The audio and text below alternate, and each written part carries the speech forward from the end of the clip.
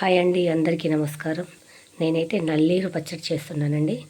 ఈ నల్లేరు ఇవి నార తీసి కట్ చేసుకొని పెట్టుకున్నాను.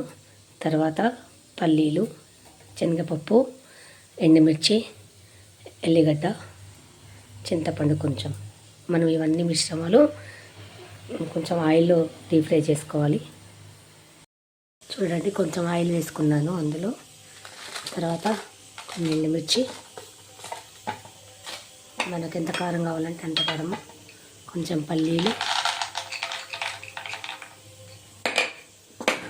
కొంచెం శనగపప్పు, కొంచెం జీలకర్ర,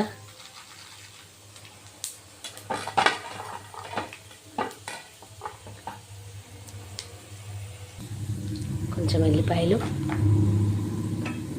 చింతపండు కూడా ఇందులోనే వేసుకోవాలండి కొంచెం పులుపు కోసము.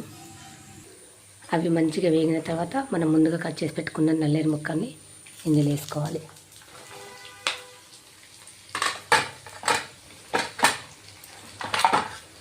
ఇవి కూడా మంచిగా ఫ్రై కావాలి.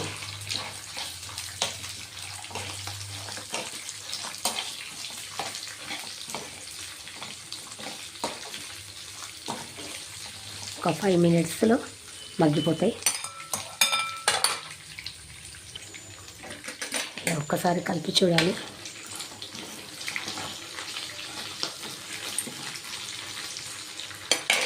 కొంచెం పసుపు వేసుకోవాలి. చూడండి, కొంచెం ఆయిల్ వేసుకున్నాను అందులో. తర్వాత కొన్ని ఎండుమిర్చి, మనకు ఎంత కారం కావాలంటే అంత కారము, కొంచెం పల్లీలు, కొంచెం శనగపప్పు, కొంచెం జీలకర్ర,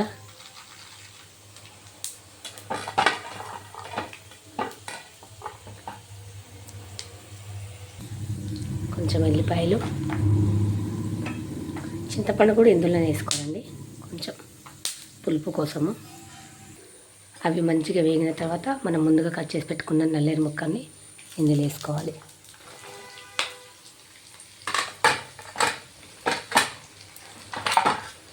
ఇవి కూడా మంచిగా ఫ్రై కావాలి.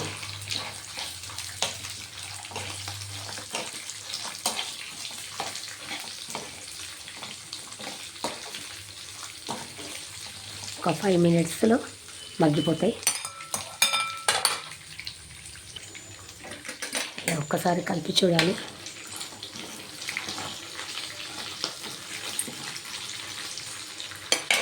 కొంచెం పసుపు వేసుకోవాలి.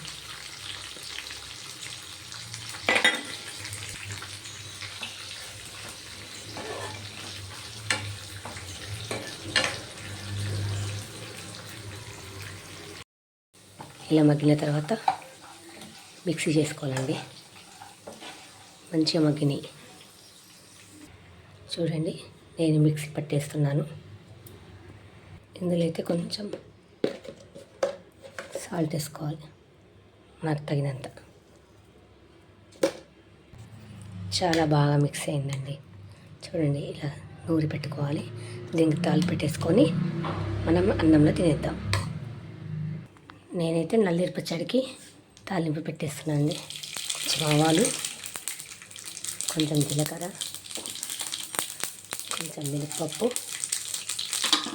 కొంచెం సన్నగా తరిగిన ఉల్లిపాయలు, కొంచెం కొత్తిమీర.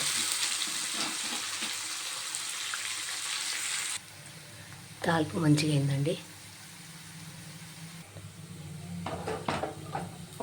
మేము ముందుగా తాలింపు వేసుకోవాలి.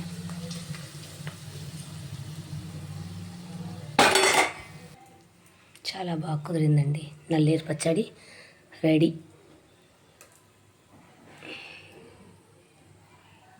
ట్రై చేయండి. మీకు కూడా నల్లేరు ఎక్కడైనా కనబడితే తీసుకొని ట్రై చేయండి.